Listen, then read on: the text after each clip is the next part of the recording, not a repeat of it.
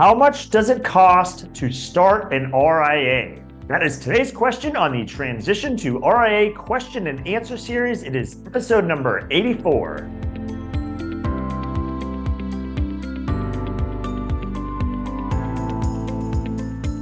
Hi, I'm Brad Wales with Transition to RIA, where I help you understand everything there is to know about why and how to transition to the RIA model. If you're not already there, if you head on over to transitiontoria.com, you can find all of the resources I make available to help you better understand the model. This entire series is in video format, podcast format. I have articles, I have white papers. Again, all kinds of resources to help you understand the RIA model and what it might mean for your practice. Again, transitiontoria.com. Okay, on today's episode, we're going to be talking about a question I get asked fairly often. Hey, okay, if this RIA model makes sense for me, well, how much is it going to cost me to start an RIA and transition my practice into it? And that's an important question to be asked or asking. And it's certainly part of the conversation I typically have with advisors that are exploring the model, but it's not an easy question to answer. And certainly not, I can't come on an episode like this and just say, oh, it is exactly $11,200 or whatever the case may be, because there's so many different variables involved in starting an RIA. And what often drives the answer is the advisor's current practice profile and what they hope to do with it going forward, so that there can be significant differences from someone that's literally not an advisor now that wants to become an advisor via the RIA model and basically be starting from scratch. That has one cost structure to it, whereas a $700 million team with multiple people on the team and is going to need fairly large office space or whatever, that's going to have an entirely different cost structure. So again, there's not just one simple, here's the number, as long as you can plan for that, then you're good to go. There are a lot of variables involved. But what I want to do on this episode is talk about what many of those variables are, so you can start to kind of pencil some of these factors in, and if you were to try to map out what that cost structure would look like and what it would take to get going for your particular practice. Again, that's something I help advisors with. Happy to have that conversation with you, is exactly what would it look like for your practice. But here we're going to go over a number of those variables so you can kind of start to do that exercise yourself as well if you'd like. So there's and this is not going to be an exhaustive list of every possible expense that could be involved in starting an RIA, but it is going to touch on some of the main key pieces. And oftentimes how I'll try to frame that conversation, frame that answer is to put them into kind of two main buckets. And we just at one point came up with the terminology, whether it's the greatest terminology or not, but essentially the first bucket is what I have to refer to as day one expenses. So basically, what costs are there? What expenses are there to get you to day one of the RIA, to be able to essentially turn the lights on day one? What are the costs you need to have kind of absorbed up to that point just to get started on day one? And then essentially, what are a lot of the costs on day two and beyond, if you will? So I'm going to kind of give some examples of both of those costs, but again, I'm bucketing them day one and kind of day two and beyond. So on day one, obviously one of the more the costs that come to mind is the actual registration of the RIA itself. Now, I've done a number of episodes on this process and how long it takes and the rough cost of it and how you hire. There's compliance consultant firms that you hire to help with this process. Now, you're not required to hire anyone. In theory, you could attempt to do it yourself, but that would not be a good use of your time. And you're almost assuredly going to do it incorrectly, because it's a very kind of detailed process, and it's just money well spent. And if you're not willing to spend the money to help set up the RIA from a registration standpoint, you probably shouldn't be going down the RIA path to begin with. But that is one of the typical day one costs. Is obviously you can't go live with your new RIA, your new firm, until it's been registered. So that one-time exercise with the compliance consultant firm, and in the various episodes I've talked on that topic, and I'll just give a brief thought here. There's kind of two things you're paying the compliance consultants for, and this overlaps the day one and day two and beyond. One of those things is, again, a one-time exercise, a one-time fee of registering the actual RA itself. So that's ADV creation, that's policies and procedures manual, that's advisory agreement, that's filing it with the state or SEC, depending on your circumstances. So that there is a cost to that. For some folks, just to give some general numbers, if you're just starting out from scratch, that might be as low as the 4,000 to 7,000 range.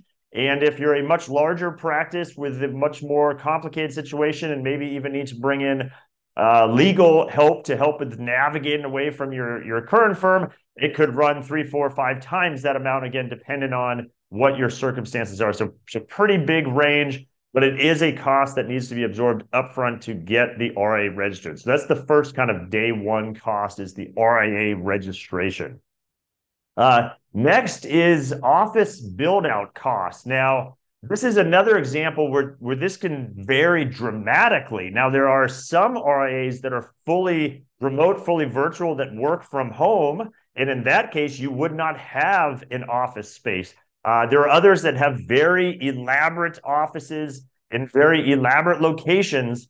That's going to have a much higher cost. And so part of, if you go down that path, part of that cost is the build out of that empty space. And so you might come across office space that is, move-in ready, where it's all, the walls are already where they should be, and it's all decorated, and it's move-in ready, and you like the setup. Obviously, that will lower some of your kind of day one costs, but to the degree you need to take kind of more of a shell of a space, and you need to partition walls and that sort of thing, obviously there's going to be some build out costs with that. Now, oftentimes you can work with the landlord and try to get maybe credits from them to go towards the build out cost. And so there's ways to try to mitigate that cost.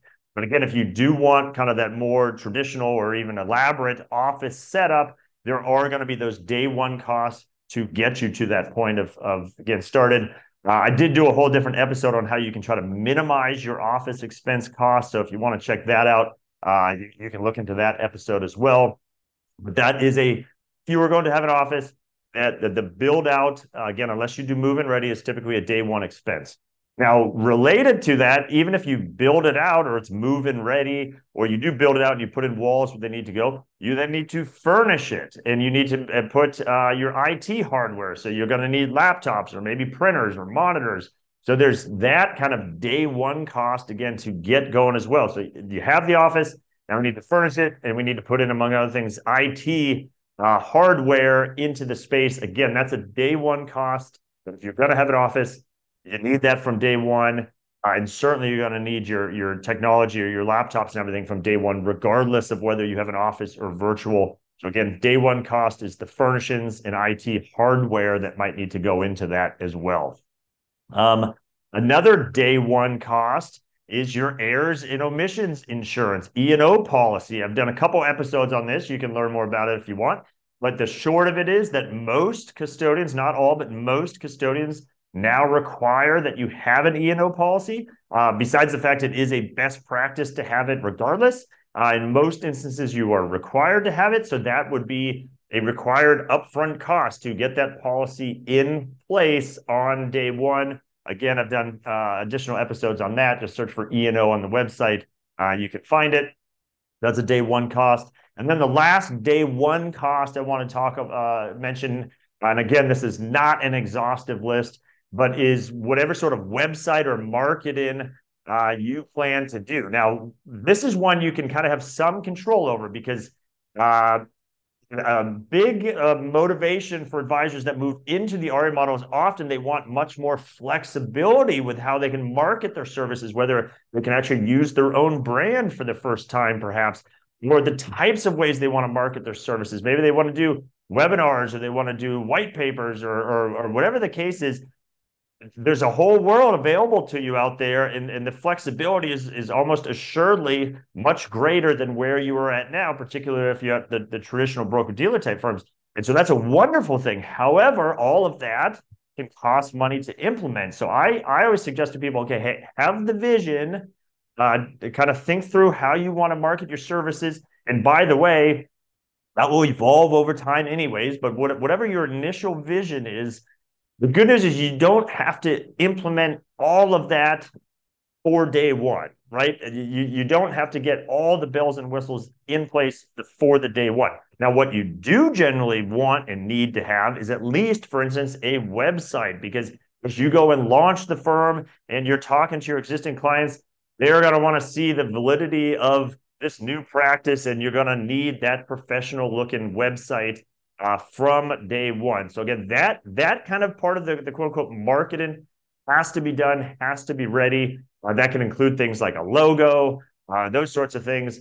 But some of the other bells and whistles, again, some of the social media tools you plan to maybe use you can kind of push those out some, because initially you're going to be just working on transitioning your existing clients. You don't have to have some of the growth tools in place on day one. That will become important. That is maybe one of the main reasons you're making this move, is to be able to make videos or whatever the case is. But on day one, just keep it essentially as simple as you can, but it needs to be professional looking as well. So like a website is a must on day one for your clients to be able to see what you're now doing with your new practice. So that's just some examples of day one costs. And again, you can understand why there's a range there. Again, the office situation could go from almost zero to, in theory, hundreds of thousands of dollars. So that is a big range. The RA registration, there's not much flexibility. Just depending on your circumstances, it's going to be roughly a particular cost. Office furnishings, again, the more elaborate you go, the more expensive it gets. So there's the point being, there's some things you don't have much control over. E&O policies are generally pretty static. RA registrations are generally pretty static, but then you do have cost control over some of the more elaborate parts of the practice. Again, all these are day one expenses. So then to give you just an idea of some of the what we'll call day two and beyond expenses, those ongoing expenses of running an RA, just run through a couple examples of that. So the first one we talked about, getting the RA registered, and that's a one-time exercise, a one-time cost. However, you, if you have your own RA, are now responsible from a regulatory perspective for the compliance of that RA. Now, you as a practice and financial advisor are not a full-time compliance professional, nor do you ever care to be a full-time compliance professional, but someone on the team has to be the named chief compliance officer. That is required for every RIA. So the question is, well, whoever that is, which is typically just someone wearing multiple hats, well, how are they going to manage that responsibility? How are they going to fulfill their responsibilities? That's why you engage the compliance consultant firms, typically the same firm you use to set up the RA in the first place, register it in the first place. You engage them on an ongoing basis to help you stay compliant and all the things you need to be doing throughout the year. And as new rules come along, how that works.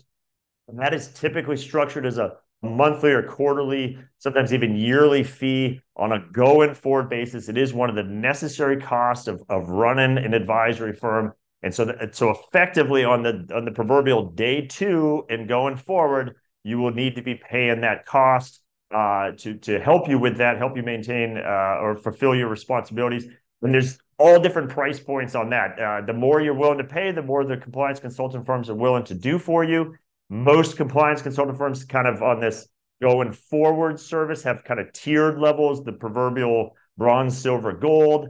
And so it depends on your circumstances.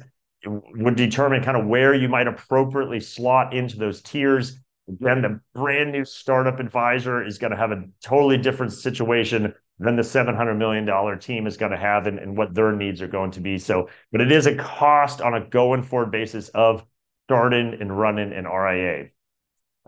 Another meaningful cost from kind of day two forward is for your technology. Now, I've done a whole separate episode on what is a third-party technology stack. So it is fairly typical in the RIA space, if you have your own RIA, that you are using third-party technology or third-party technology stack. And what that means is while your custodian might provide some degree of technology, in many cases, there's a layer of third-party technology solutions separate from the custodian that you have put together into a quote-unquote stack that is part of running your practice. Now there are, and this is a kind of a welcome innovation in the industry, there are some custodians that are now supplying more and more of that technology as part of their offering, and it's something worth considering and say, hey, is that a solution for me? Is that maybe a way to control costs or just have a more integrated experience? So that does exist, but to the degree you're using that more traditional third-party technology stack,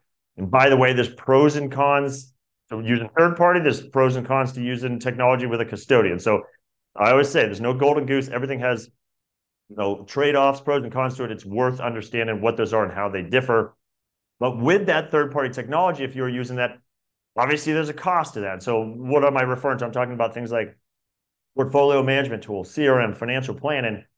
Those typically, the reason I didn't mention them in day one is typically those are more priced on a going forward basis. Now, if you needed some sort of data integration, maybe from an old CRM, there could be some upfront costs, some day one costs, but typically most of the cost of third-party tools is on a going forward basis, and it's usually priced out monthly or quarterly, again, potentially yearly, but it's usually broken up in smaller chunks.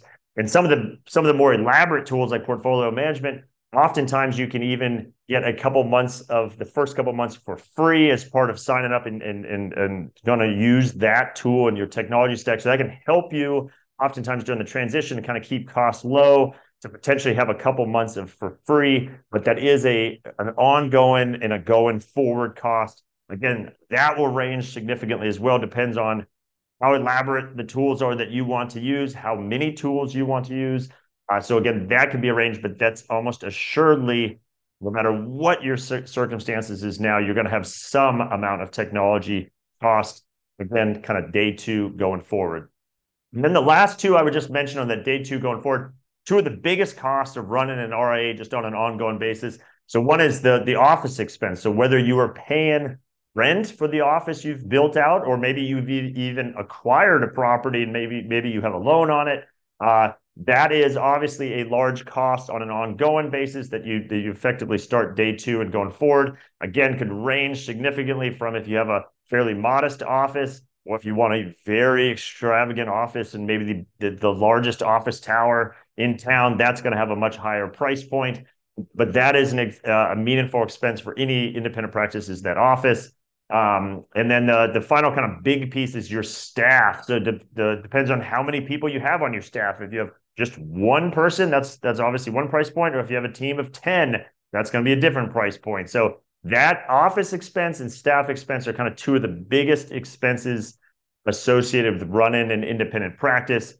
Which, by the way, for some of you, if you are already independent, perhaps with an independent broker-dealer, you likely are almost assuredly already have your own office, so that day one expense of build-out might not apply to you. You almost assuredly already have your own staff, so you're already paying those expenses. So for some of you, depends on where you're coming, you're not going to have as many of these startup costs because they're things that you've already implemented into place.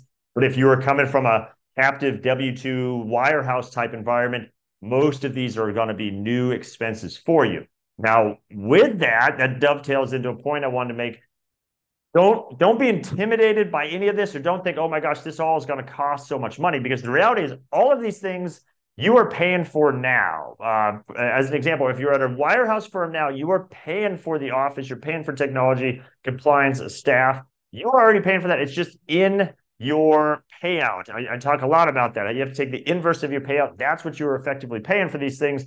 For many of you that have large practices, that's a very large dollar amount that your firm is retaining from you every year to provide you with those services. And so part of this exercise is, can you put all these things together yourself, even though it seems like, oh, wow, I got to spend money on registration, I got to spend money on maybe office build up.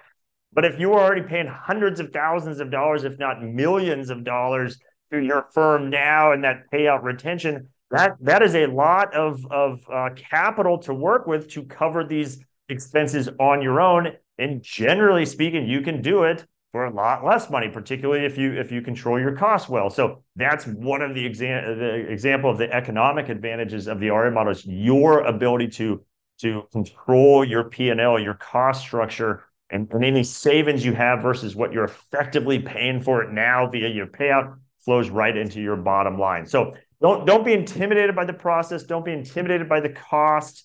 An example I give frequently, it's not as helpful anymore because of where interest rates are, but the idea of refinancing a mortgage. If you've ever refinanced a mortgage to get a lower interest rate, again, not a great example in today's environment, but the idea being that's not a fun process to go through you got paperwork, you got back and forth, things get lost in the process. You got to maybe shop around to figure out which bank to use or which lender to use. None of that is fun. And setting up an RIA, a lot of it is not fun. It's a lot of work, just like it's refinancing a mortgage is a lot of work. But similarly, once someone has refinanced a mortgage, once they have that lower interest rate, once they're saving money in perpetuity going forward each month on their interest payments, no one ever looks back and regrets having gone through that kind of the hard part of the process because it was worthwhile for the result, and that result is now in place in perpetuity. It's the same thing with starting up your own RIA. There are costs involved. There's a lot of work involved. I'm not going to sugarcoat that. But once you get over that hump, then your situation is significantly better off. Again, that's assuming that's the case. So I'm not going to give the impression everyone will be significantly better off. Part of what I do is help advisors understand what is your current situation, what would it look like in the RIA space, and let's determine if you'll be better off to begin with. Some folks, it might not be the right fit, but if it is, and it's typically a meaningful improvement over what you have now, both economics and flexibility, that if you get on the other side, it is worth all of the process to go through of starting up the RIA or moving into the model. So that's one thing. Don't be intimidated by the process. Also, not to give a sales pitch for me, but this is what I help advisors with. You don't have to be overwhelmed by, oh gosh, what are all these variables? How am I going to figure this out? That's what I help advisors with. Again, if we get past the first part of the conversation, which is, should you even be exploring this? Does this make sense for your practice? If it does, then we talk about, well, what are the different pathways into this process? And then eventually we talk about, okay, well, who are the solution providers? It is all doable. There's 30,000 RAs out there. So many RAs have come and done this before you. It's very doable. You just have to understand the process, understand the boxes you need to check, and you kind of work through it. Speaking of checking boxes, I do have a one-page checklist that identifies the main variables you need to solve for if you were to want to leave your current situation and start your own RIA. If you want that checklist, just go to the website, Transition to RIA. My email's on there. Reach out to me.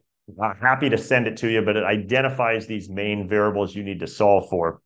And then the last thing I would just say is, if you're still saying, wow, that's still a lot of pieces, I don't know that I want to do that. I like being a financial advisor. I don't necessarily want to piece together technology stacks and worry about compliance. But there are some wonderful, what I often refer to as bundled solution providers out there of all different flavors. So these are folks that have come along and said, hey, we recognize, advisors, you want a lot of the benefits of the RIA model, the better economics, the better flexibility, but maybe you don't want to have to manage all of these day one variables and ongoing components of running an advisor practice. So we, bundled solution provider, again, that's the term I use, have bundled up maybe 80% of those things you need to do anyways, and we've packaged it up for you. Here's why we think this is the best set of solutions that are available out there, and we price it all up, we do it all for you, and here's the cost. And so that is available to you as well. And there's all kinds of different flavors of how you could approach that. Happy to walk you through.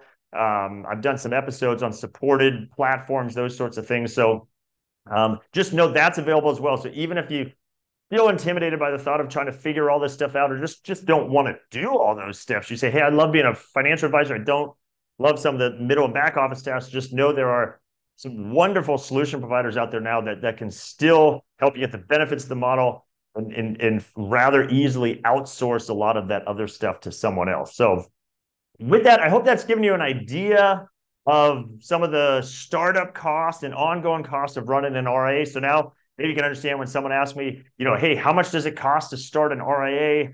That's why I can't just give some single answer number, dollar amount, because there's so many variables involved, and the variables can range significantly different, depends on your practice profile versus someone else's. But I hope this has given you a little idea of what's involved in that. So like I said, my name is Brad Wales with Transition to RIA. This is the sort of thing I help advisors with, is say, what is your current situation? What would the RIA model look like? If it makes sense for you, What are all these variables you need to be aware of and solve for to be able to transition your practice to it? Happy to have that conversation with you as well. As I said at the top, if you go to transitiontoria.com, you can find all the resources I make available. Again, this entire series is in video format, podcast format, I have articles, I have white papers, and at the top of every page is a contact link. If you click on that, you can instantly and easily schedule time to have a one-on-one conversation with me, whether you want to talk about today's topic or anything else RIA related. I'm happy to have that conversation with you. Again, transitiontoria.com. And with that, I hope you found value on today's episode, and I'll see you on the next one.